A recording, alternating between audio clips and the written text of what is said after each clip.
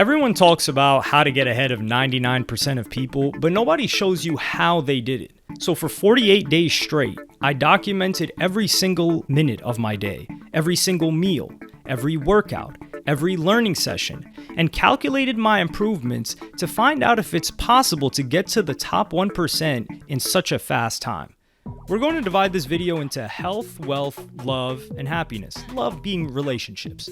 And a bonus category you should stick until the end to see. I recorded it all in a time tracker I created that completely changed my life. You can get the exact same time tracker I used, the one that made this entire transformation possible, for just $5. I created it because I needed something simple enough to use every day, but powerful enough to show me exactly where I was wasting time. It worked. I stuck with it, and everything in this video was built on top of it. The link is down below. I was in a dangerous position living in America, where the average male is 5'9", weighs 200 pounds, and is 29% body fat. To them, I was in great shape, lean, and aesthetic. On the other hand, we have the modern fitness enthusiast who's obsessed with getting bigger. To them, I was small, skinny, and I needed to put on a lot of mass. But I knew I was in the middle of these two deafening voices in what felt like a silent, padded room. I was objectively fat. I looked in the mirror and hated my reflection, and I was ready to build everything from the ground up, inside and out. General health consists of heart rate, sleep, diet, and everything else on the inside. Despite sleeping late and waking up late for the majority of my adult life, I know my sleep type is an early riser. My willingness to work falls off after 5 p.m., but whenever I've woken up at 5 a.m., those 4 hours were always more productive than every hour after noon. I would feel slightly depressed waking up at noon. I felt like the day was wasted, and I would kill time until the early hours of the next morning. I chose to sleep in the basement for this. It was pitch black at night, cold, and silent. This would allow me to fall asleep quicker than usual. I set an alarm for 5 a.m. on my phone, which I placed on the other side of the room. Now I was required to get up in order to turn it off. By 8:45 p.m., I needed to be in bed, in complete darkness, and ready to sleep. This was the protocol I followed every day, including weekends, for 48 days straight. My sleep felt great. I wasn't using any caffeine or stimulants and had energy throughout the day. A problem I've had in the past is sleeping during the day.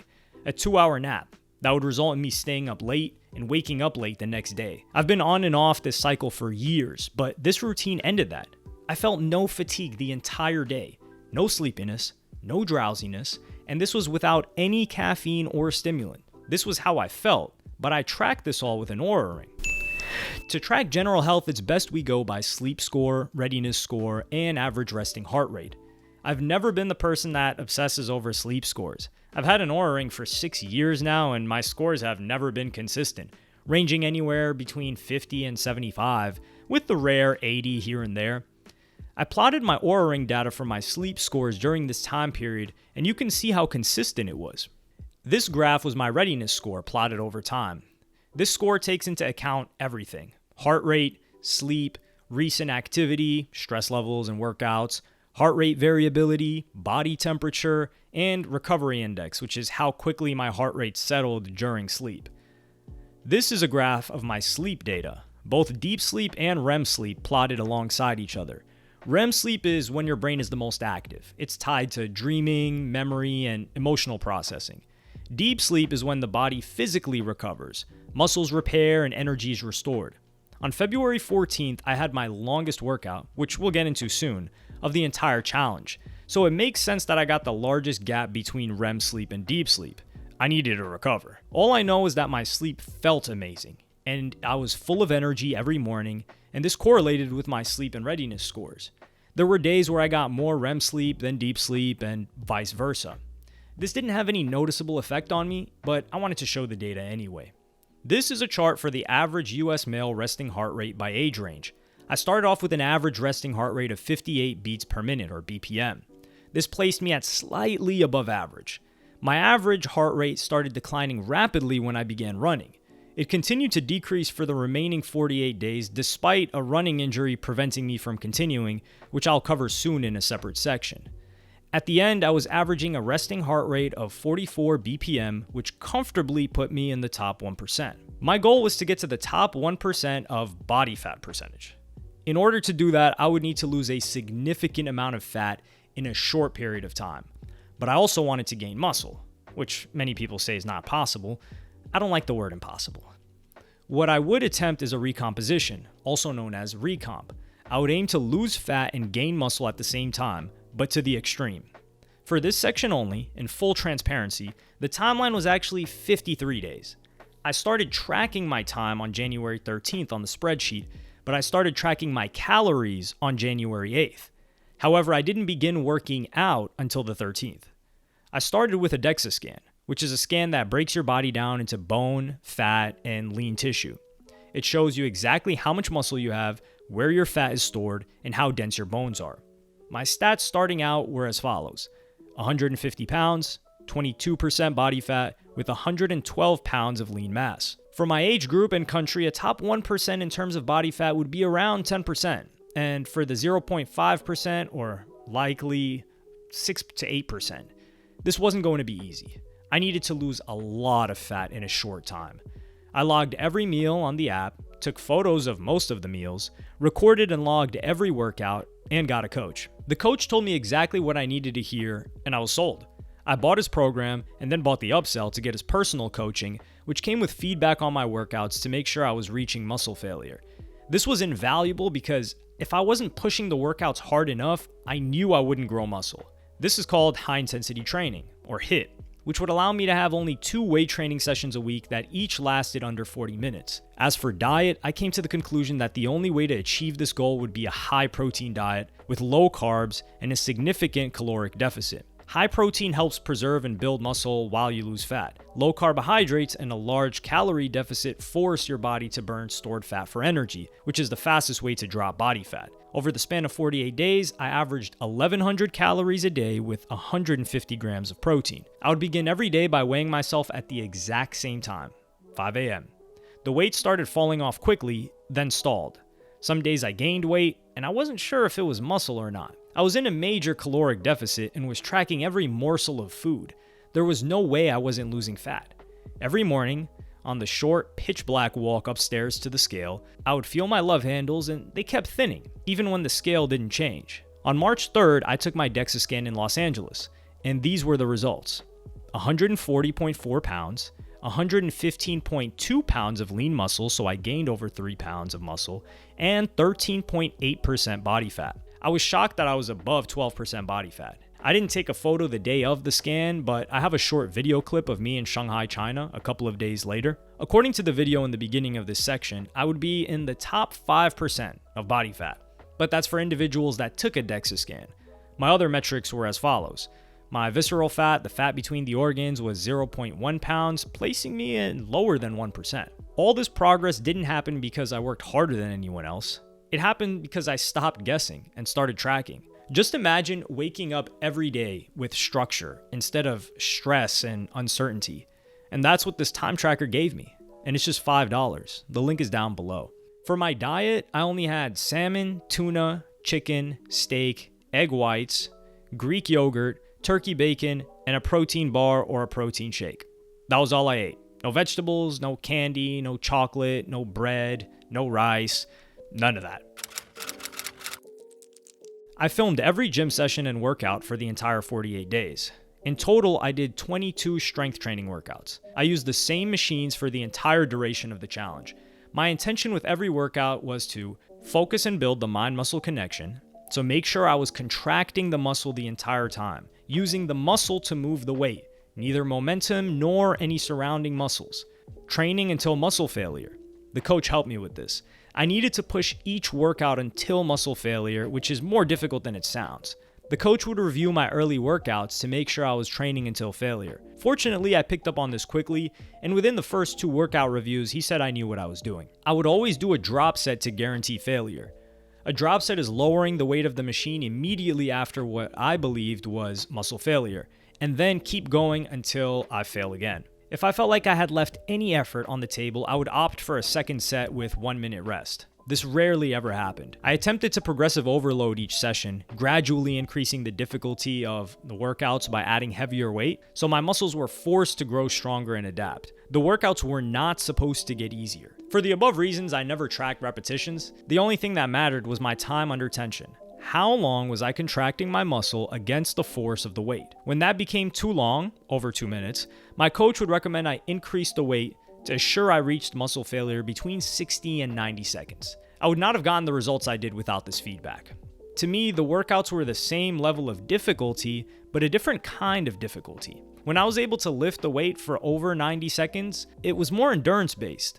My muscles would start burning and I would feel the lactic acid build up towards the end. But when I was using the machine with a heavier weight, I could feel the muscle working harder against the resistance during the workout. I would reach failure before any lactic acid built up. The muscles would also be more fatigued after this type of workout than the prior, and my central nervous system would be fried some days. In August of 2024, I tried to start my weight loss journey with a run and was abruptly stopped. Running at an easy pace of 10 minutes per mile, I slowly felt a pain develop at 3/4 of a mile. At first, it felt like something pulsating at the bottom of my inner calf. A couple of steps later, it spread to my entire soleus. And one step later, it spread to my outer calf, down my gastrocnemius, engulfing the lower part of my leg in unbearable pain. I was forced to stop. I tried to walk back home, but any weight I put on my left leg would feel like shockwaves sent throughout the injured area. I limped home, assuming it was a cramp due to lack of hydration that day. It was a summer day that was quite humid, and waited to recover. It took 7 days before I could walk without feeling any pain. I would attempt to run 2 more times, and it came back both times.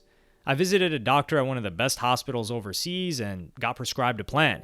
I followed it until I came back for this challenge in January, and it happened again. But this time I talked to the coach I hired for my body transformation and strength. He had experience helping people with all kinds of injuries, and he recommended a protocol. I followed it, and I was finally able to run again. The first run was 1.1 miles on January 28th. I didn't feel any pain. I slowly raised the mileage over time, with my best run being on February 14th, Valentine's Day. I planned on doing a mile time trial on the track at the end of the 48 days. A time trial is an attempt to run my fastest at a particular distance. In this case, it would be the mile. Unfortunately, fate would decide otherwise. On February 21st, the injury came back. I tried to take 6 days off and come back on the 27th, but it happened again. I didn't understand why this happened. I had been strength training, but I was forced to quit running. I wouldn't get to the root of what was causing this injury until months later. Without giving out financial information, I was making decent money in December, but I wanted to ramp it up. I was chasing the goal of 1% for this video, which required a 1% income. The 1% of yearly income in the USA is $407,500, which is $33,958 a month. In order to grow my income, I had to commit to posting more on YouTube. I committed to a minimum of recording 1 video every day. In the past, I had let streaks ruin consistency. 1 day off turned into 2, which turned into 3, and then getting back into the motions of recording was like getting an old car engine to start. But if I recorded 1 per day, even if it wasn't good enough to release, I was keeping the engine running. For one of my scripted channels, I uploaded 6 times during that 48 days, and for my other channel, I uploaded 91 times. In total, I uploaded 97 videos. For January, on the scripted channel, I gained 188 subscribers, and on the unscripted channel, I gained 2,900 subscribers. In February, on the scripted channel, I gained 841 subscribers, and on the unscripted channel, I gained 1,300 subscribers. So the total subscriber gain was 1,000 for the scripted channel and 4,200 for the unscripted channel. 5,300 subscribers gained in total over 48 days. My income also increased. The first month, my income grew 70%. By the end of February, it grew 108%, more than doubling from the start. The goal was about $34,000 a month, and I didn't reach that yet. For males under 30 in the USA, I would presume that monthly income to be lower, and then if we consider how many males under 30 make that income online and are capable of doing it anywhere in the world, I would presume that makes it even lower. I don't know if that puts me in the 1% here, and I'm not willing to stretch some other considerations to try and make it fit, But that same statistic that considers the top 1% 407,500 a year put 132,000 a year as the top 10%. By the end of February, I was safely within that range, but I was still not at the 1% mark. But top 10% is not bad. If that's a goal you would like to see me cover in future videos, let me know in the comments. I'll be sharing all future updates inside my newsletter, and you can get lifetime access to that, plus the same time tracker that helped me double my income in one shot for just $5. I'm doing this because if you get value now, we'll likely stay connected in the long term. Does that sound fair? The idea of disappearing and coming back from monk mode is the most popular self-development concept of the past 3 years. There are countless Instagram reels, TikTok motivational edits, and even YouTube videos talking about monk mode. Monk mode is a period of intense focus and discipline where you cut out distractions, like social media, partying, or casual relationships, to work on yourself in isolation. According to these edits, what's waiting at the finish line of monk mode is a mixture of admiration and jealousy from your old friends and desire by the opposite sex. But I don't believe in compromises. I aim to prove that you could improve in every area, including relationships. I have to admit, a really bad habit and personality trait of mine. I ghost my friends. It's not intentional, and it doesn't mean I don't like my friends. It's just procrastination. I see a message from a friend and think, I'll open this and respond later in the day. By the time it's evening, I'm exhausted. I'll reply to them in the morning, I would tell myself. The next morning, I have a lot of things to do. I'll get back to them tonight. This cycle would repeat anywhere from several days to a full week, and by that time, there's a new problem. It's been 2 weeks. You can't reply to them now, my brain tells me. 2 weeks turns into a month turns into 3, and before I know it, I haven't responded for half a year. There is one caveat though. If a friend double texts me in that time frame, I reply immediately. I can't explain this idiosyncrasy, but I was no longer willing to let it continue. Even rebuilding friendships came down to intentionally scheduling time. And yes, that went in the tracker too. I mean, would you be against trying something that could remove guilt from your life and give you space to reconnect with your friends? The same tracker is just $5 below. Every day I scheduled a 15-minute block to respond to every unread message from friends and family. The remaining time was spent on replying to close acquaintances or distant friends. It was better for me to respond once a day than going ghost for months. I rekindled many old relationships with friends that I had been thinking of. This allowed me to maintain my current relationships without having to sacrifice focus throughout the day. I felt relief. There was no more weight on my mind, constantly reminding me that there were people that I cared about waiting for my reply. Several friends expressed joy in their responses when I reached out to them. They thought I was busy before and had more free time now. The irony is, I replied more when I was busy than when I had ample free time, with no structure to my days. Your friends are more accommodating than you think. My friend was visiting New York from London for several days with his fiancée. He was attending a fashion show for a brand that he works with and invited me to meet up at the after party. I told him I couldn't go and gave him the alternative of early morning coffee. On February 7th, between 10:15 a.m. and 12 p.m., we met at a coffee shop in Midtown Manhattan. I drank no caffeine or sugar tea. We reconnected, had a good conversation, and I went back home. Several days later, I organized a date to meet up with a separate friend when I was going to be in Los Angeles for my DEXA scan in March. I also organized a trip in March to southern China and Hong Kong with another friend that lives on the West Coast. I reconnected on a phone call with another friend from LA that was a supporter of my work and in a similar industry. He was launching his own marketing newsletter as an industry insider. These were all conversations that I initiated. If you take one step towards someone, you'd be surprised how many more steps they take towards you. In the months leading to this challenge, I was living what most people would consider the dream. I traveled to 5 countries and 21 cities over 3 months. Malaysia, China, Thailand, Vietnam, Indonesia, and South Korea. 5-star hotels, Michelin star restaurants, VIP at some of the hottest clubs, breathtaking views, and more once-in-a-lifetime experiences with new friends than I can recall. So when I arrived in cold, dreary New York City, you would expect the post-travel depression to strike hard. It's hard to describe New York City winter as anything but miserable. The cold wind, subway stations on outdoor platforms, shoveling snow, snow turning into dirty, black, ugly ice mounted on the sides of the streets within 24 hours. But the worst part, I now had restrictions, albeit self-imposed. Go to sleep at 9 p.m., wake up at 5 a.m. 5 a.m., alarm rings. I could feel the frigid air creep into the small crevice of my blanket as I lift my leg to walk to my phone on the other side of the room. Every goosebump on my body is telling me to get back under the blanket. But I knew this would happen, which is why I put my phone on the other side of the room. My phone is on Do Not Disturb, a mode that blocks all notifications. So the morning dopamine rush of checking those on my lock screen was unavailable. And I wasn't going to be a bitch and break that. None of that sounds appealing, but it was the happiest 48 days of my entire life. That isn't to say I didn't enjoy my time traveling. I love traveling, and I would go on another trip in March. But the systematic pursuit of a goal with tangible progress made across multiple different fields on a daily basis is a high I didn't know existed. I began to dread the thought of traveling again, despite all the amazing memories. Would I like to live in these New York City conditions year-round? With that weather, absolutely not.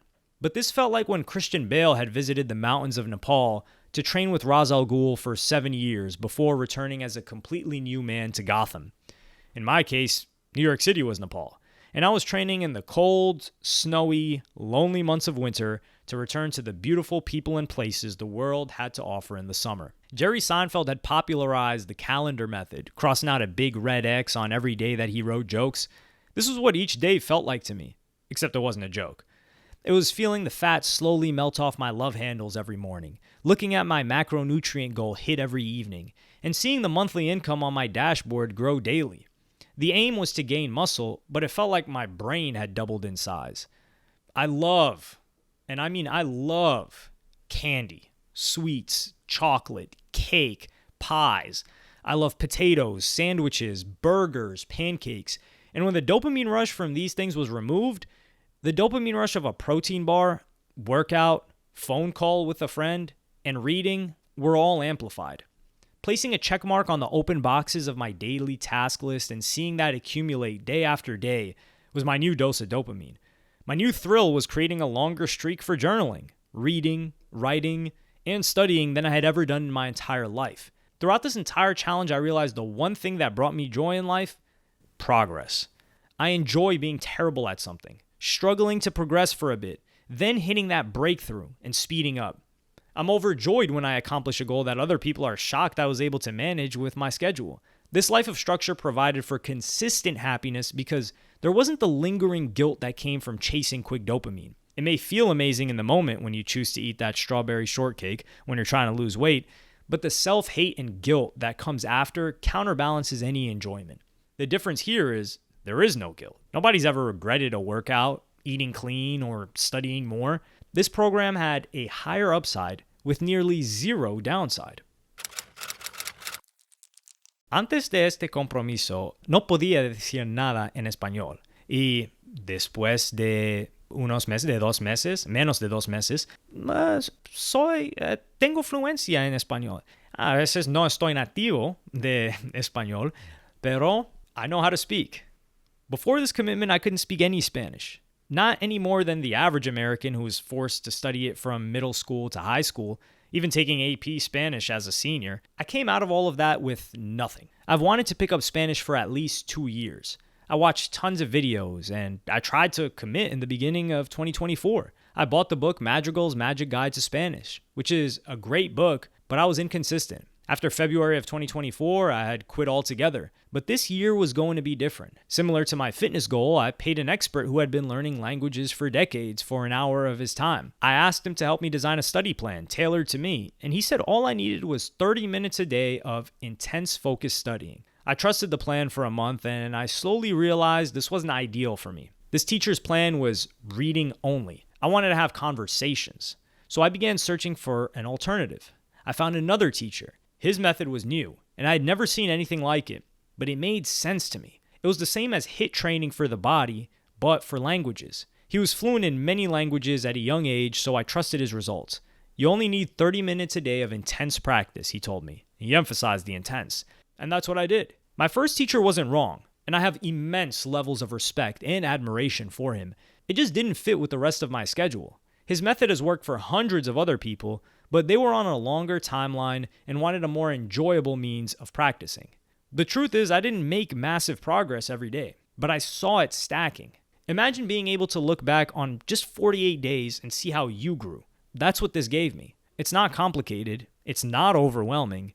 It's a simple time tracker, and it's only $5. Ahora mismo puedes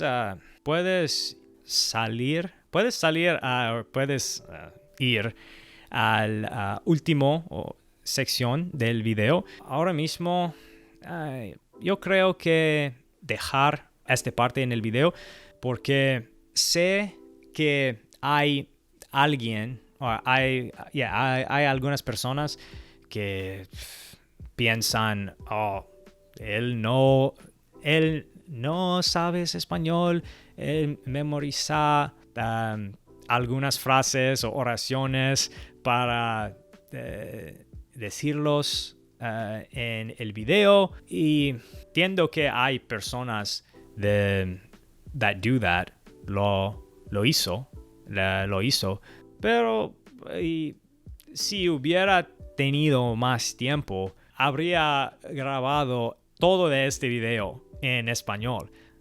Pero mi gente, y ahora mismo todavía tengo errores, o cometo errores, y no estoy nativo, pero si estaba en muchas conversaciones en los últimos meses, y no tengo ningún problema para hablar en esas conversaciones. Así que, or I would say, diría que tengo mucho para aprender, pero even in English, en inglés hay momentos cuando no sé la palabra que necesito para completar una oración o una frase, y no diría que no hablo inglés y no soy nativo en inglés. 안녕하세요. 좋은 아침이에요. 어서 오세요. 오늘 저녁에 레스토랑 갑시다. 여기 뉴욕에서 오셨나요? 저는 세기 어느 말 한국어로 잘 알아요. 나는 조금 한국어로 할 수 있지만 매우 서투릅니다. 서울에 왔기 때문에 한국어로 배우기 시작했어요. Learning two languages at the same time seems counterintuitive. Both of my coaches not only said it was possible, but encouraged it. Korean had an entirely different script, but I learned to read it in just one day. Give me 5 to 10 words in Hangul, the Korean script, that are, let's just say B1 or B2 words, so I can demonstrate that I know what they are. 5 random words. Don't give me the definition in English or any type of translation or transliteration. Okay, so we got it. Looking up some words just so I can demonstrate that I can read this. So for the first word, looks like 한경. The second word is 심갈하다. 심간하다. Third one is senong하다. Fourth one is 결성. Fifth one is 책임. Next one is 포현. After that is, these are kind of hard. It's number 7 is sultan하다. Number 8 is 종한희. Number 9 is 팔천. And number 10 is 판엉. Okay, now give these to me with the transliteration or pronunciation. Let's see how wrong or right I was. The first one is 환경, 판엉, 팔천. Second one was 심각하다 and 제공하다 and 결정. I've got some to work on, but I understand the script. My reading is not great, but I learned the script. I still can't read past the pre-K level, as you saw, but I now know the entire alphabet. I committed 30 minutes a day to Korean, knowing that pronunciation was going to be the biggest obstacle. I can say after 48 days that my Korean is far weaker than my Spanish. However, I did learn to say many things that would prove useful in my trip to Korea. For example, like if I'm at a restaurant, like then they say, oh, how many people? 몇 명? 오늘은 3명. 하지만 동료가 2사람 더 와요. So like we're 3 people, we have 2 people coming with us. 자리가 있나요? Like, do you guys have any seats available? And it could say, 네, 네. And that's yes. And then 메뉴 좀 주세요. Or 계산서 좀 주세요. 가야 돼요. Like I have to leave. 역시 식사에는 고기가 필요해. 난 간단한 음식을 좋아한다. That's like if you know, you know. So I know all of that stuff for like a restaurant, ordering, having simple conversation, like saying like, oh, you've got a nice dress. 당신은 드레스를 매우 좋아합니다. 그 사람들이 당신 친구인가요? 그 사람이 거기 내 친구였어. 그 사람이 우리를 보고 있어요. It's like, yo, what's that dude doing looking at us? 대학에 대한 기대가 있나요? 대학교에 집 몇 시예요? 오늘 뭘 하시겠어요? 제 아내, like 부인, 남편, I think is either husband or wife. I think it's husband. So I know restaurants. I know like, can we go to the park? I know basic conversation. I would definitely not say I'm fluent, not even close. If I'm listening, I can pick up words here and there, but it's a lot of progress I made for sure. Learning a third language in 48 days sounds crazy, and it is. I took this challenge with glee. However, I only committed to learning Cyrillic, the Russian alphabet. Russian is a language I want to learn in the future, but only after I raise my Korean to the same level as my Spanish. As for now, I just wanted to learn the script, which I was able to do in just one day as well. Give me 5 very, very basic words in Russian written in Cyrillic. Don't give me the pronunciation or anything. So we're going to get them even more basic than Korean because I'm less confident in my Russian than the Korean. Okay, so these are the words. Hopefully it focuses. The first one is da, then it's nit, and it's mama, and it's voda, and it's dom. I think these are too easy. Can you give me 5 more that are a little bit more complicated than this? Let's just say the next level up. And also give me what those sounded like first. So we're gonna see if I even got those right. No, give me 5 new words from this level, but do not give me their pronunciation. All right, so here we can see that there is no pronunciation given. So for this word, it would be Vistria, zdorove,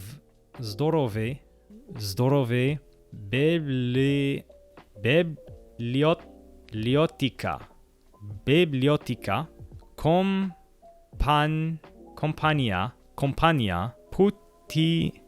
putishistvei. Can you give me the pronunciation of these? I might be completely wrong, but hey, that's why we test this stuff. Vistricha zdarovie, bibliotica. Yeah, that's, I guess, that one. Campania and putishistvie. Okay, it looks like I got those quite correct. On Black Friday of 2020, I bought a memory course on sale. A YouTuber I respected had strongly recommended it, and it was by a memory champion. I didn't log into it for over 4 years. I was fed up, so I started and completed it during this challenge.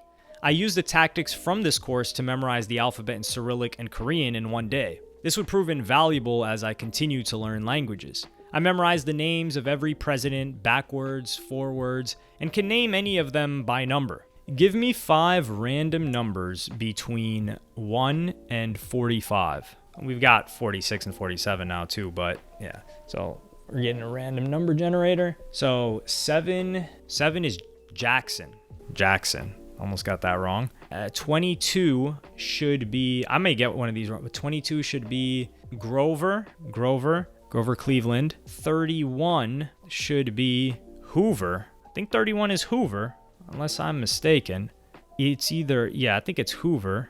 39 is Eisenhower. 44 is, actually no, 39, oh, I got those wrong. Yeah, it's Hoover, and then 39 is Carter. It's Carter. And then 44 is Barack. Can you give me these corresponding to the president's names? Let's hope I didn't embarrass myself. I'm not taking them out if I'm wrong. Andrew Jackson, Grover Cleveland, Hoover, Carter, and Barack Obama. I corrected myself. Nice. See? And I can do that backwards as well. I memorized all of the states in America and can fill out the whole map quiz. These are largely useless. I don't think we even need to do a demonstration on that, except the presidents and names. But the foundation and strategy for memorization is valuable. The methods can be used to help in school, work, in any field that requires mass memorization.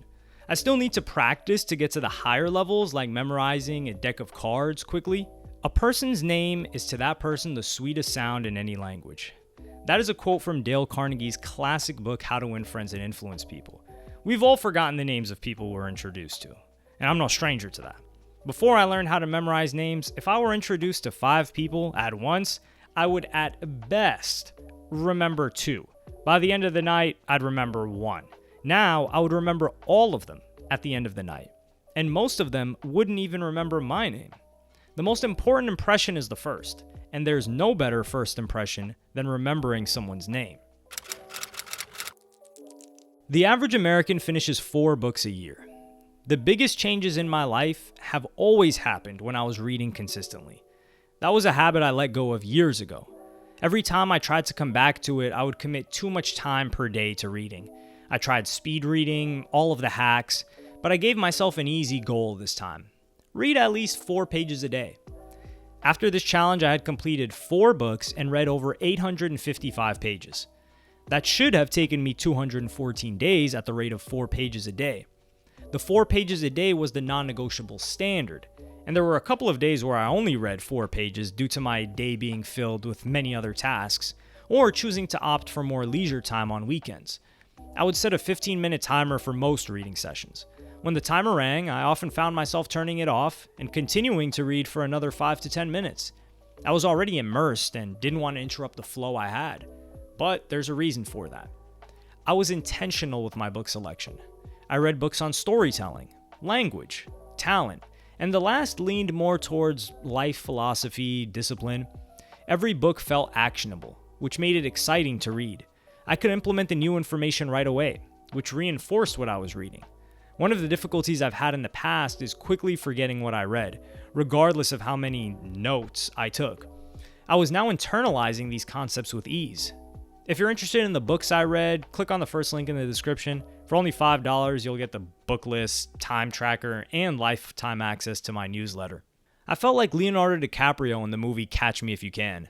In this movie, Leo plays the character of a kid that fakes the role of a professor.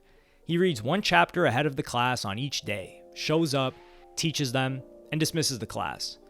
Normally, a professor would know all of that material, and many subjects in rising difficulty.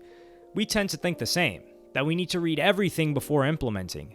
But we only need the next step. By the time we've read or watched all of the information we think we need, we've forgotten the first couple of steps that are the requirements to take action. And when you start acting, you quickly forget the steps far ahead. Take this analogy. I've read several spoilers of popular TV series by accident. It was before I watched the show, but once I started watching the show, I forgot the spoiler. My brain didn't file the information because it didn't categorize it as important. It was a character name and an event in a TV series I knew nothing about, so it got sent to the recycling bin. Similar to how a story your significant other may tell you about one of their distant friends. It gets filtered. I've read a lot of books in my life, but the only books I've been able to recall information from were those that made me feel an emotion, spoke to me in that period of my life, and were actionable to what I had going on. I read the same business book twice. The first time I read it, I had no business. The second time I read it, I had been running a business for years. I didn't remember anything the first time, but I remember all of the important facts now. Choose your nonfiction reading based on your current problems. The more specific, the better.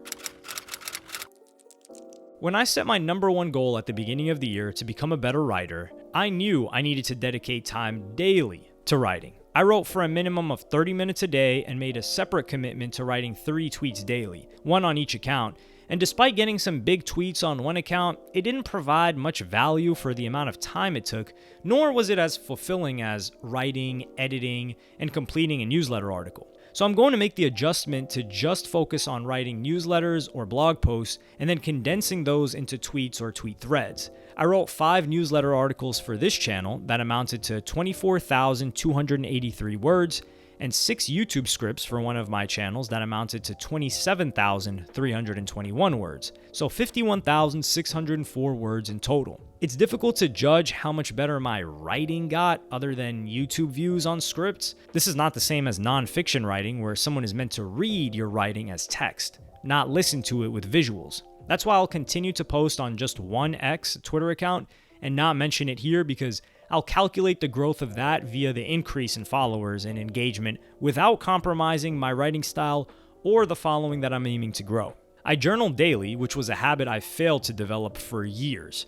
I don't consider journaling writing because it's more reflective and personal. Also, the method that I use to journal is not real writing, but that is a topic I may approach in a future video. The biggest lesson I learned was also the simplest, that the first draft does not have to be perfect. Before I went on my trip to Asia, I bought a writing course.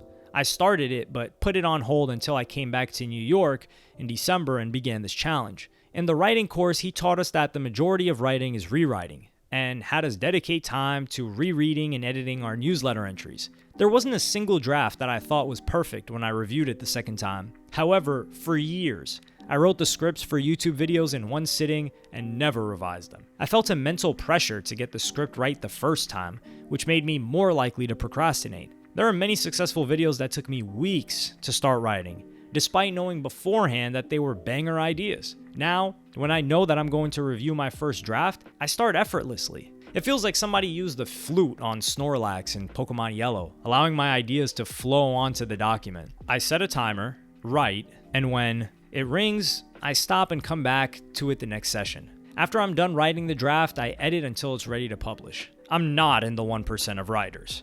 I don't think I'm at the level of an average writer. There's still a lot for me to learn. I don't think I'm quite in the valley of despair yet, but I know I'll get there soon, and I welcome it with a smile on my face. As long as I'm committed to writing on a consistent basis, I'll continue to improve. That's all there is to it. I spent more time writing in the past 48 days than I ever have in my life. I also spent a lot more time editing my writing than ever before. The writing course changed me, and my only regret is not making that investment earlier. It wasn't the course material, it was the framework, ideation, outline, writing, editing. It seems obvious, but most secrets you're looking for are just the fundamentals repeated over a long enough time frame. On February 1st, I sent out the first email of a newsletter that is separate from the one I've been mentioning throughout this video. The one I did for the challenge was a completely different topic that I enjoyed talking about. I continued to send a daily email on that newsletter until March 22nd, long after this challenge ended on March 1st. I've since removed that from my list of daily commitments and tried to send something out once a week. This subsection of the bonus is certainly my weakest skill, and I've failed to get anywhere near the top 10% of writers, but I anticipated that. I'll continue practicing my writing on my secret X account that I will not share, but if you're interested in watching my writing progress, I'll also be writing on the newsletter for this channel that you can join for a lifetime membership of only $5. I will raise this significantly in the future. It also comes with a time tracker and every resource I've mentioned in this video thus far. In just 48 days, I doubled my income. I dropped over 10% body fat. I became conversational in a new language. That didn't happen through hustle. It happened through clarity. I finally felt in control again. If that's something you want, the same simple time tracker is yours below, $5. This graph shows my total time breakdown over 48 days. I logged every minute of my day on a time tracker file and plotted it in a pie chart to get a visual representation of where all my hours went. I'll give a short breakdown of what each category means, but not the full breakdown because it would make the video too long. Sleep is self-explanatory. It's surprising to see how much time of our life is spent sleeping. Leisure is anything fun that doesn't contribute to progress. Miscellaneous has many details, but to keep it short, any activity that you have to do but doesn't contribute to your progress falls under here. R&D stands for research and development. This consists of reading, courses, and in very rare instances, educational YouTube videos. Work is any activity that is generating you money. Language study is time spent with the language, listening, reading, watching, and reviewing. For example, if I were listening to some sentences or a podcast in Spanish while driving, I would log that as a language study. I also created this bar chart to show it in a different way. Now let's take a look at the average time breakdown for each day. Sleep was non-negotiable. Everything else would vary depending on the day. I started off with more leisure time and miscellaneous, but tracking it daily, I found inefficiencies that I fixed to add more time to the most important categories: work, language study, and R&D. This breakdown is not deep work or intensive practice.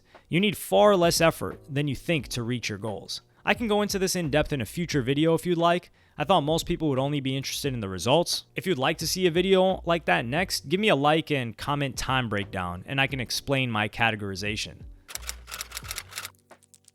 You've seen enough pros, so let's start with the cons. I developed mild body dysmorphia. Body dysmorphia is when you see flaws in your body that others don't notice, often making you feel worse even as you improve. Towards the end of the challenge, I started seeing myself as fatter than I ever did before starting. Before, I hadn't been hit with the reality that I had such a high body fat percentage. I thought I was in decent shape and just needed to lose a couple of pounds.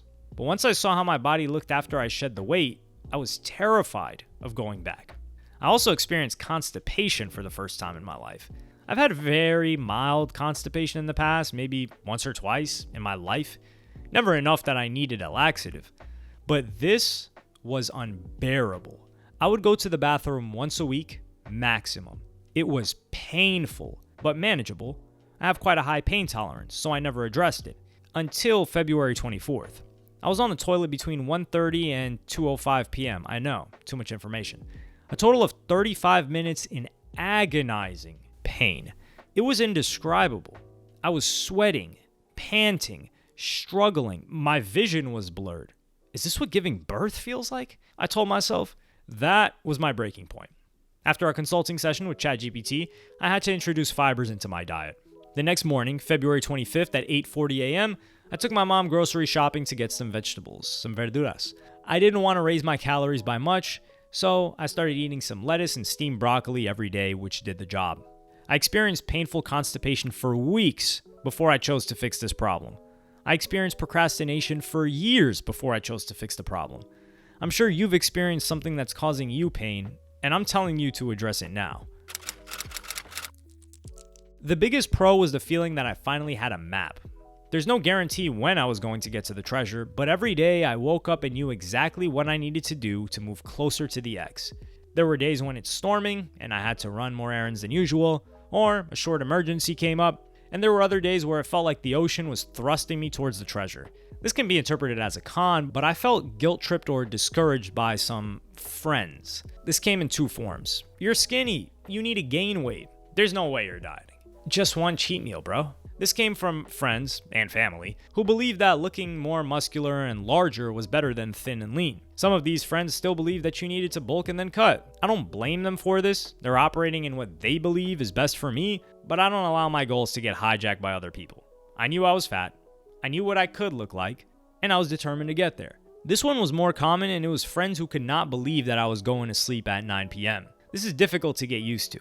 It means I'm only willing to hang out during the mornings or early afternoon. But a couple of friends would repeatedly ask me to meet in the evening. And every time I reminded them, they would try to convince me otherwise or guilt me into doing it just this one time. This bothered me at first, not enough that I would cut these friends off. You know I'm pursuing a goal and being consistent in that pursuit. If you were doing the same, I would encourage you, or at the very least be understanding. I would say this to myself. But I realized that these friends were content in living a lifestyle that was no longer in line with mine. And we would just have to find out where our lives intersect and spend time together then. I think the idea of cutting people off is overprescribed. The friends that I experienced this with were not destructive. They were honorable, trustworthy, and void of any harmful vices. We simply had a different way of organizing our life. We overestimate what we can achieve in 1 day and underestimate what we can achieve in 30 days. How many times have you waited until the last day to cram for an exam, to write a final paper, or to submit a document for work? You spend 8 to 10 hours working on it, when you would have finished it with higher quality in just an hour a day over a week. Less time, less stress, and higher quality. The only people who claim they create their best work under pressure are victims of their own procrastination, afraid to let it go and see what potential they can live up to. I plan on raising the price of this time tracker. $50 may be more, but right now, you can still get it for $5. And you've made it this far. I know something about you. You're ready to change. So here's the choice. You can go back to doing what you've always done, or you can try something new. Something that already helped me transform my body, my income, and my mind. You just need structure, and that's exactly what this gives you. Click the link, download it, and 48 days from now, you could be unrecognizable from who you are today.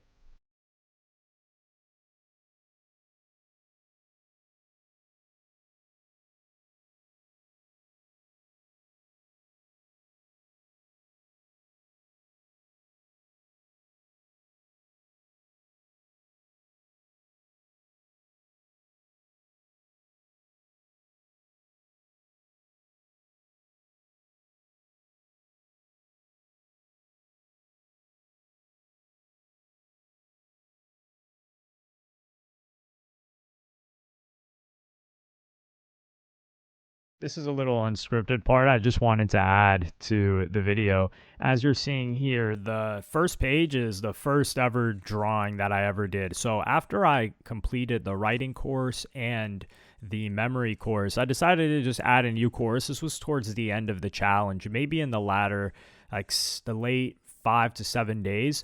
And I picked up this drawing course that I bought and I started drawing. Before I had zero experience drawing. As a kid, I was always terrible at drawing. I didn't even attempt it. I didn't like art class in elementary school. And this is just a little bit of the progress that I made after a couple days, like just drawing some lines, getting really the bare bones basics done. And I had to put this to the side when I went and traveled after this, but I just wanted to add it in there. I don't think it was relevant enough and I didn't commit enough time and effort into it to put it in the main part of the video. But yeah, this is kind of like a little Easter egg that I wanted to add here.